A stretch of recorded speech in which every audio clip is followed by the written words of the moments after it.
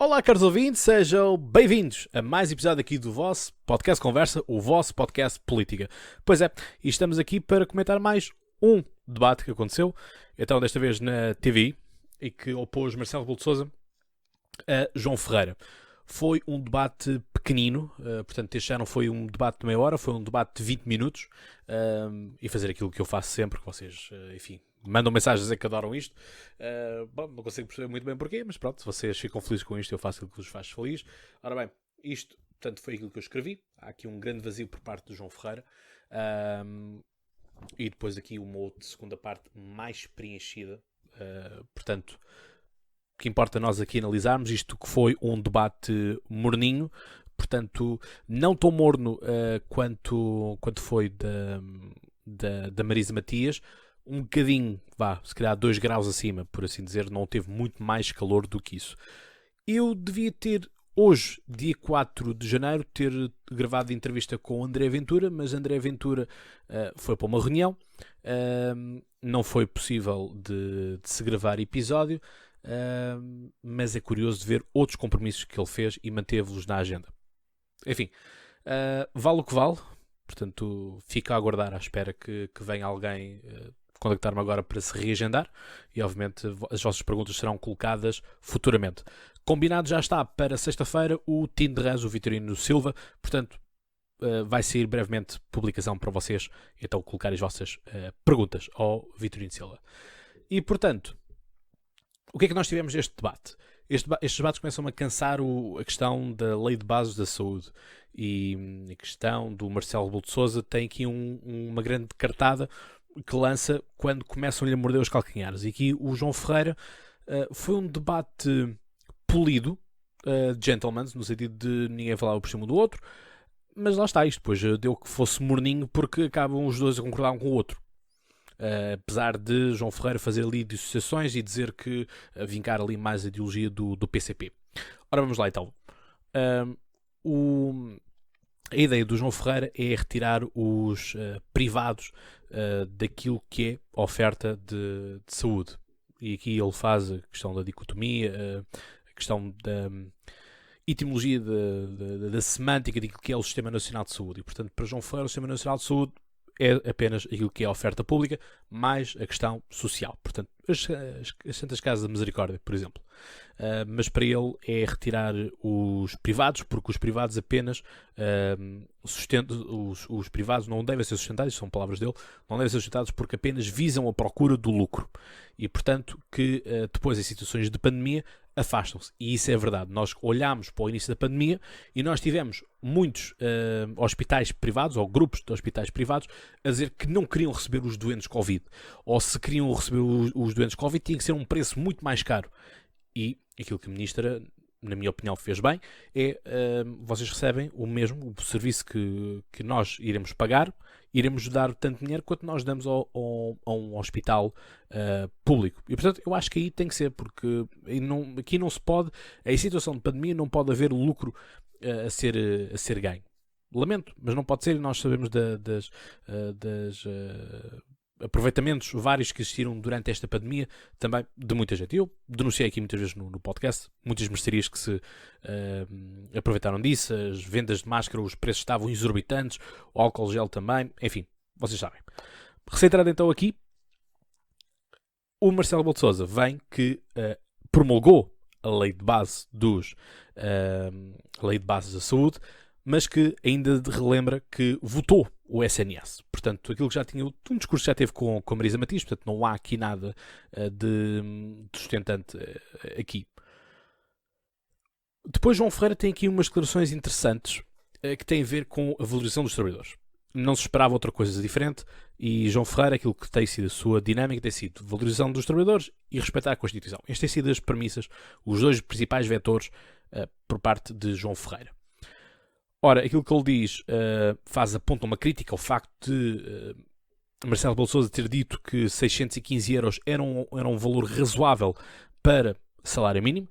Ora, nós sabemos que se quisermos arrendar uma casa, não é comprar, é arrendar uma casa, facilmente um arrendamento de uma casa aqui na margem sul está à volta dos 400, 500 euros, um T1, estou a com isto, ou um T2, portanto 400, 500 euros mínimo, portanto lá se vão os 615 euros à vida, não é? Portanto, não é possível viver. E isto vai-se pegar num tópico mais lá à frente, relacionado com nós, connosco que somos os jovens, não é? Portanto, aquilo que nós temos então aqui é a valorização dos trabalhadores e, portanto, devia ser garantido um aumento de salários, nomeadamente nesta questão da lei de bases da saúde, portanto, que os profissionais de saúde fossem mais bem pagos. Ora, o Marcelo Rebelo de Sousa depois tem aqui umas declarações que gosto, têm piada na sua gênese, que é, ele diz que o presidente que vem para este mandato não pode ser um líder partidário. Tem que ser um presidente de todos, tem que ser um presidente que consiga fazer compromissos. E isto é como quem coloca setas, não é, a apontar na sua direção e diz, eu, não é? O que é que ele tem aqui? Ele diz, eu vim da direita, não é? Eu represento a direita, mas coabitei com a esquerda. E eu podia ter posto um poder da direita e não pus. Deixei estar à esquerda, não é? Portanto, podia ter trazido a direita para o poder, é o que ele diz. Mas coabitou com a esquerda. E isto, quer dizer, é um checkmate. Mas mais do que um checkmate que Marcelo Rebelo de Sousa tem aqui, é que ele diz, de facto, que concordou com as confederações empresariais. E ele explica porque ele está aqui, quase que já tinha previsto tudo isto. No sentido de, é preciso ter em situação de pandemia, em situação de crise, que as pequenas e médias empresas não aguentam. E aqui não deixa de ser verdade. A questão é que, às vezes recebo comentários de ouvintes que dizem isto resolvia ser aumentar os salários.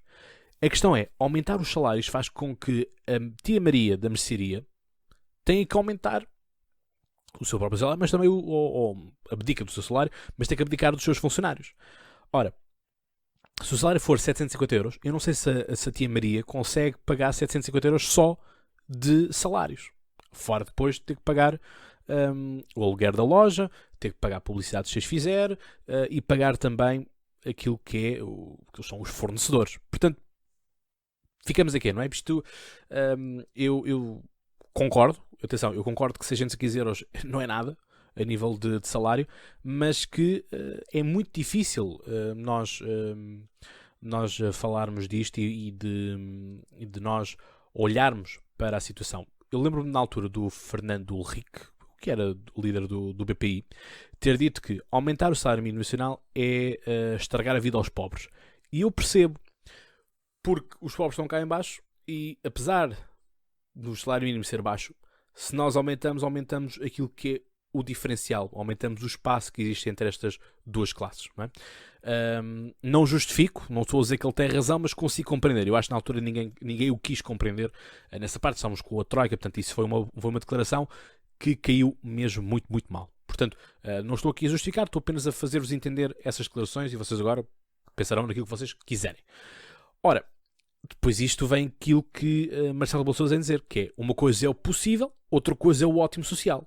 E ele diz que sempre trabalhou em prol do ótimo social, mas que às vezes só podia ficar pelo que era possível. E depois dá esta punchline que é brutal e que isto faz checkmate ao João Ferreira. Se é que ele já não estava checkmate. Que é a questão de o PCP aprovou 5 orçamentos de Estado, dizendo que não concordava com nada daquilo que estava lá escrito, mas que ainda assim aprovava estes 5, porque tinha sido feito o possível, portanto não eram orçamentos ótimos, eram orçamentos possíveis, para se alcançar regalias sociais, aumentos graduais sociais.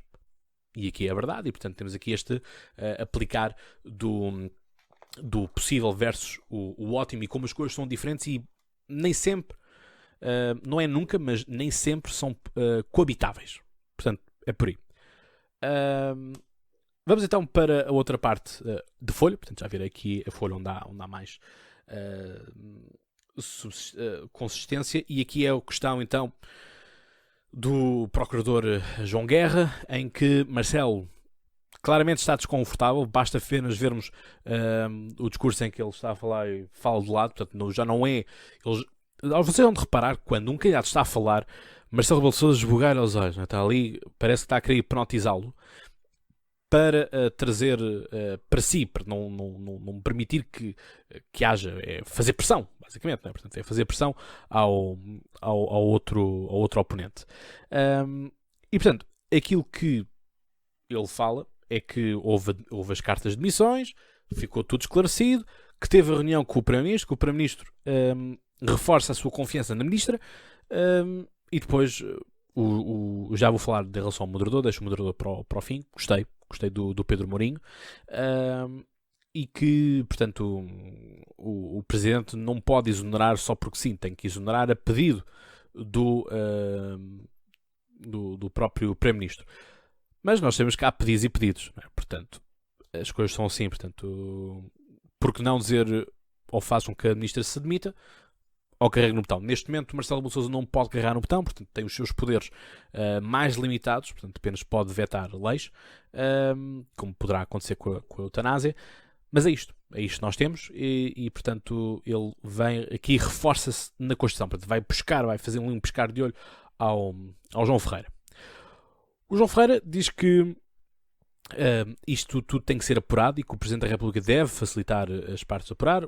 Marcelo Rebelo de Sousa está a procurar apuramentos, mas que para ele o facto de António Costa lhe ter garantido que continua a ter confiança na Ministra, está tudo bem.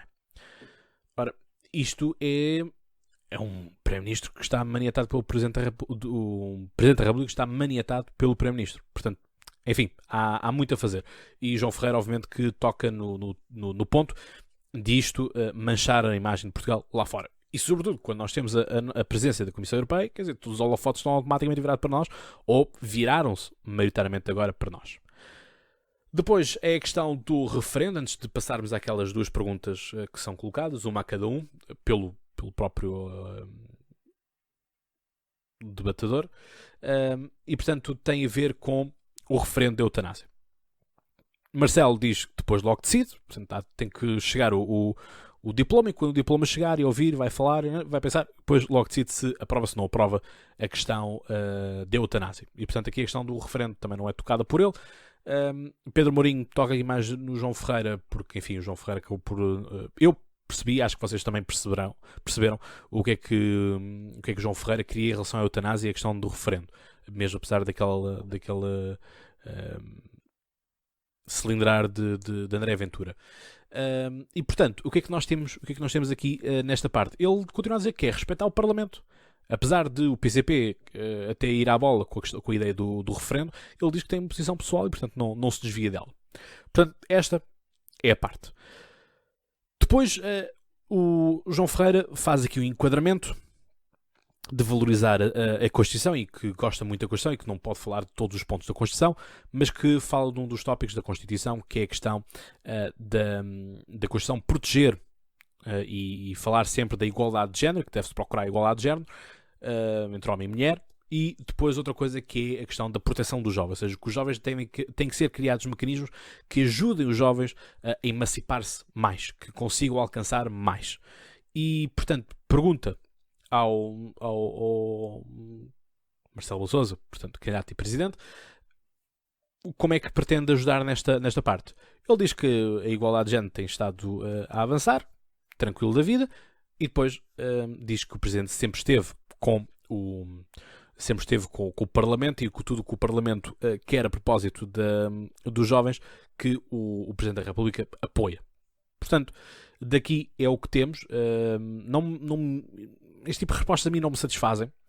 Depois, Marcelo Rebelo de Sousa pergunta ao João Ferreira o que é que será mais importante agora, e virando olhares para a Europa, e João Ferreira fala da questão da PAC, e portanto do facto de não se poder perder de vista a agricultura em Portugal, e que tem que se usar esta bazuca para se apoiar a agricultura e tudo mais. Portanto, se antigamente os dinheiros da União Europeia vieram para nós comprarmos os Mercedes, por exemplo, e é assim que surgiu a expressão azeiteiro, porque eram pessoas que tinham campos agrícolas e o dinheiro que tinham investiram-nos em Jeeps ou em Mercedes, e portanto daí se ter feito essa alcunha de azeiteiro a quem é condutor de Mercedes, porque eram pessoas que tinham lagares de azeite, tinham plantações agrícolas e portanto compraram um Mercedes quando antigamente era um azeiteiro. Portanto, a ideia de subir de classe, mas foi à conta disto. Portanto, a PAC fez-nos isso em Portugal, pagámos para não produzir, porque a PAC é um programa que valoriza sobretudo a França. A França quer se afirmar como o maior o celeiro da Europa, e portanto é o que temos, e portanto os campos agrícolas franceses beneficiam imenso com a PAC. A PAC que obviamente tem repercussão em todos os países da União Europeia. Portanto é isto, é um debate em que nós vemos que Marcelo Rebelo de Sousa coabita na esquerda, está tranquilo na esquerda, mas que reforça, eu sou de direita. Não é?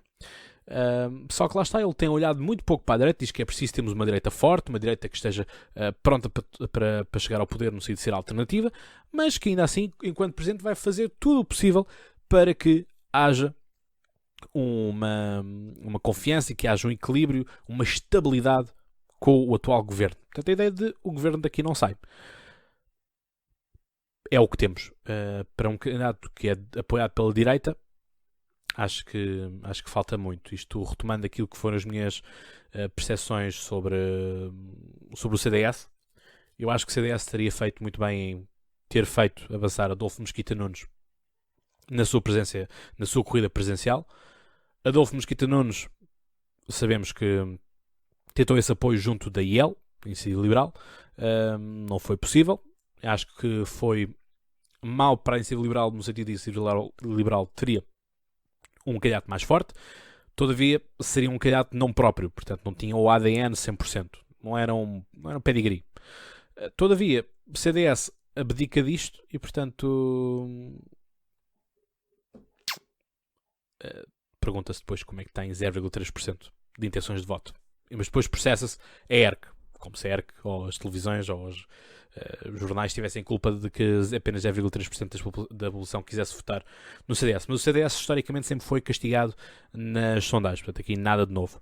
Portanto é isto, não vale a pena estar aqui a falar muito mais, até porque vão ver outros debates mais, de Marisa Matias e Ana Gomes, e depois de Vitorino Silva com André Ventura.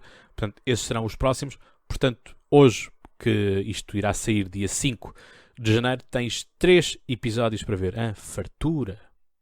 Has-me dizer qual é que é o podcaster que dá-te isto. 3 podcasts num só dia. Enfim, é isto. Caros ouvintes, obrigado por estarem desse lado. Já sabem, nunca se esqueçam de subscrever, partilhar o vosso podcast, seguir nas redes sociais e, portanto, eu cá espero vocês. Um grande abraço. Boas experiencias para vocês.